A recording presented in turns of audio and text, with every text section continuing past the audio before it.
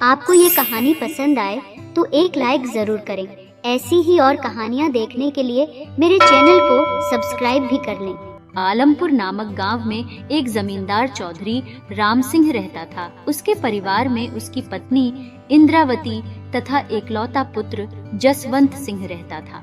जसवंत सिंह का विवाह सुनीता से हुए 6-7 साल हो गए थे, लेकिन सुनीता अब तक किसी बच्चे को जन्म नहीं दे पाई थी। कई बड़े बड़े अस्पतालों में चेक कराया गया, परंतु कोई फायदा नहीं हुआ। उसकी सास, ससुर और उसका पति अब उसे बांझ कहकर दिन रात ताने मारने लग गए थे। सुनिए, मैं आपके लिए चाय बना दूं। रहने दे बांझ, सुबह सुबह मुझे अपनी मनहूस शक्ल मत दिखाया कर। ऐसी जली कटी बातों को सुनकर सुनीता बेचारी बंद कमरे में छुप छुप कर रोया करती थी। हे भगवान, आपने मेरे साथ ऐसा क्यों किया? मुझ अभागिन को हर कोई घर में ही नहीं, बाहर वाले भी मुझे देखकर बांझ कहने लगे। सुनीता जब किसी भी काम से घर के बाहर जाती तो गली मोहल्ले की औरतें आपस में कान्हा फुसी करने लगती। अरे देख देख, जमींदार जी की बहू आ रही है, चल मुंह घुमा ले अपना। इस बांझ को यूं देखेंगे तो बहुत बड़ा अपशगुन हो जाएगा। बांझ है ये तो एक बच्चा भी पैदा नहीं कर सकी। बेचारे जमींदार जी के तो भाग्य ही फूट गए। सुनीता गांव की औरतों की जली कटी बातें सुनकर बहुत ही दुखी हो गई थी। लेकिन एक दिन जमींदार जी के घर की नौकरानी सुशीला, जो उनके घर का झाड़ू पोछा व साफ सफाई का काम करती थी, वह अपने 2 साल के बेटे को लेकर काम पर आ गई थी। जमींदार जी की हवेली में पहली बार कई सालों में बच्चे के चहकने की आवाज सुनकर सुनीता का मन प्रसन्न हो जाता है। सुशीला, आज से पहले तो कभी अपने बच्चे को यहाँ नहीं लाई। ये कितना प्यारा है, बिल्कुल गोपाल कृष्ण भगवान की तरह। मालकिन, आज मेरी सास घर पर नहीं थी और मैं इसे अकेला नहीं छोड़ सकती थी, इसलिए आज अपने साथ ले आई। ये कोई गड़बड़ नहीं करेगा, मैं इसका ध्यान रखूंगी। ऐसे क्यों कहती है? बच्चे तो भगवान का रूप होते हैं, खेलने दो इसे। तभी पीछे से सुनीता की सास आ जाती है और सुनीता को भला बुरा कहने लगती है। अरे, तू दूसरे के बच्चों को ही खिलाती रहेगी या हमारे खानदान का भला भी करेगी? तू तो बांझ ही रह गई। पता नहीं ऐसी कौन सी घड़ी में मैंने अपने बेटे का ब्याह तेरे साथ किया था, जो आज ऐसे दिन देखने पड़ रहे हैं। मेरे तो भाग्य ही फूट गए। यह सब सुनकर सुनीता रोती हुई अपने कमरे में चली जाती है और उसकी सास नौकरानी सुशीला को डांटती है और कहती है कि अरे ओ सुशीला, अब से अपने बच्चों को यहाँ मत लाना। जी मालकिन, नहीं लाऊंगी। धीरे धीरे कुछ दिन बीत गए। एक दिन सुनीता ने नौकरानी सुशीला से पूछा, सुशीला, तुम्हारा बेटा कैसा है? तुम उसको अब अपने साथ क्यों नहीं लाती? नहीं नहीं मालकिन, ऐसी कोई बात नहीं है। बड़ी मालकिन ने मेरे बेटे को साथ लाने से मना कर दिया है। उन्होंने कहा कि तुम अपने बेटे को अपने साथ लाओगी तो ठीक से काम नहीं कर पाओगी। अच्छा, एक काम कर,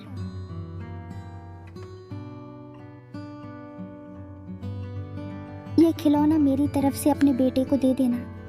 नहीं नहीं मालकिन, इतने महंगे खिलौने से हम गरीबों का बच्चा कहाँ खेलेगा। ओह, शायद जैसा सब सोचते हैं तुम भी वैसा ही सोच रही हो सुशीला, कि मैं बांझ हूँ। अरे, मैंने इसमें ऐसा कोई टोना टोटका नहीं किया जिससे तुम्हारा बच्चा बीमार पड़ जाएगा।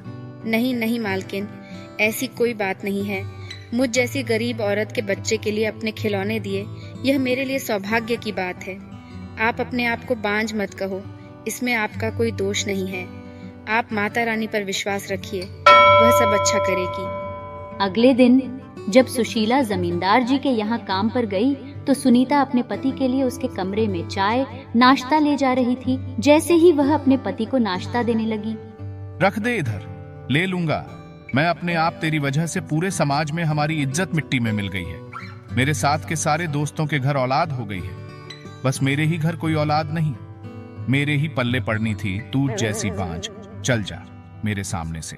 अपने पति की जली कटी बातें सुनकर सुनीता रोती हुई अपने कमरे से बाहर निकल जाती है तो रास्ते में उसे सुशीला ने रोते हुए देख लिया।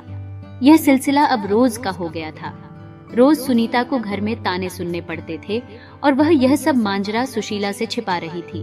एक दिन सुशीला सुनीता के कमरे की सफाई कर रही थी, तभी उसकी सास सुनीता को आवाज लगाती है। सुनीता, ओ सुनीता बहू, सुन, जल्दी से तैयार हो जा। गांव में एक साधु फकीर आए हैं, वहां चलते हैं। क्या पता हमारा भी भला हो जाए।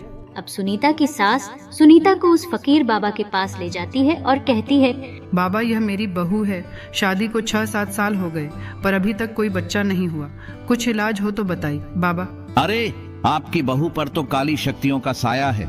उन शक्तियों को इससे जल्द ही दूर करना होगा। आप यही रुकिए, मैं इन पर सिद्धि करता हूँ। बाबा सुनीता को अपनी झोपड़ी में ले जाते हैं।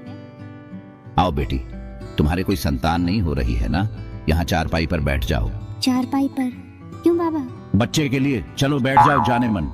बाबा, तुम्हें शर्म आनी चाहिए। तुम मेरे पिता के बराबर हो। सुनीता बाबा से अपने आप को बचाकर बाहर भाग आती है।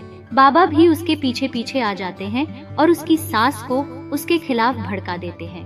सुनीता की सास ने जब घर आकर सारी बातें अपने पति बेटे को बताई तो सबने मिलकर सुनीता को भला बुरा कहा, लेकिन किसी ने भी सुनीता की बातों पर विश्वास नहीं किया।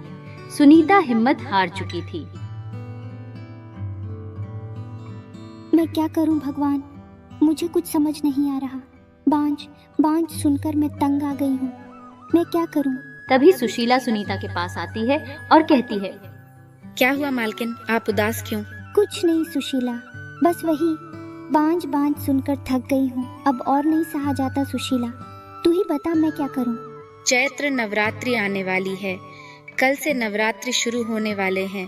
सच्चे मन से आप माँ दुर्गा के नवरात्रि के व्रत पूजा करिए। माँ दुर्गा आप पर जरूर कृपा बरसाएगी। कोई सुने ना सुने, वह जरूर आपकी गोद भरेगी। नवरात्रि के व्रत व पूजा इस घर में मुझे कोई नहीं करने देगा सुशीला। मैं व्रत कैसे रखूंगी और पूजा कैसे करूंगी? बस इतनी सी बात मालकिन, आपको बुरा ना लगे तो मैं भी कल से माँ दुर्गा के नवरात्रि पूजा रखूंगी। आप चाहे तो मेरे साथ 9 दिनों तक मेरे घर पर व्रत व पूजन कर लेना और देखना आने वाले 9 महीनों में आपके घर में भी किलकारियाँ गूंजेगी। माँ दुर्गा के नवरात्रि के पूजन व व्रत में जरूर करूंगी। तुम्हारा बहुत बहुत धन्यवाद सुशीला। अगले दिन से सुनीता रोज अपनी सास से कुछ न कुछ बहाना बनाकर सुशीला के घर माँ दुर्गा की पूजा अर्चना करने जाने लगी। तभी एक दिन उसका ससुर उसे देख लेता है और आकर अपनी पत्नी से कहता है, अरे जसवंत की माँ, ये अपनी बहू रोज कहाँ जाती है? 6-7 दिन से रोज देख रहा हूँ। अरे, ये आजकल की बहुएं हैं, रोजाना बाजार खरीदारी करने, कभी डॉक्टर को दिखाने तो कभी कोई सामान खत्म हो गया, यह बोलकर चली जाती है। अरे ध्यान रखो इनका, ये आजकल की बहुएं भी ना। अब यह सारी बातें सुनीता की सास ने अपने बेटे को बताई। बेटा, रोजाना बहू कहीं ना कहीं निकल जाती है। कई बहू के पांव तो नहीं फिसल गए। हमारी बदनामी ना हो जाए बेटा, जरा ध्यान रखो उसका, कहीं वह हमारे हाथ से ना निकल जाए। माँ, तुमने मुझे पहले क्यों नहीं बताया? इतने दिनों से सुनीता बाहर जा रही है और तुम मुझे अब बता रही हो। कितने दिनों से ये सब चल रहा है? बेटा, पिछले 6-7 दिनों से बहू रोजाना घर से बाहर जाती है। मैंने उसे रोकना सही नहीं समझा, वरना फिर मुझे कहाँ जाएगा कि तुमने तो बहू पर पाबंदी लगा रखी है। तुम ठहरो माँ, उसे तो मैं अभी ठीक करता हूँ। कहाँ है सुनीता? बेटा, बहू तो अब शाम तक ही वापस आएगी। कोई बात नहीं माँ, आने दो उसे तो मैं बताता हूँ। वहीं दूसरी ओर सुशीला के घर पर माँ दुर्गा की पूजा अर्चना करने के बाद सुशीला ने सुनीता से कहा, मालकिन, कल अष्टमी है। कल माँ दुर्गा के लिए पूड़ी हलवा का भोग बनेगा। आप अपने हाथों से कन्याओं को खिलाने आओगी ना? हाँ सुशीला, मैं जरूर आऊंगी।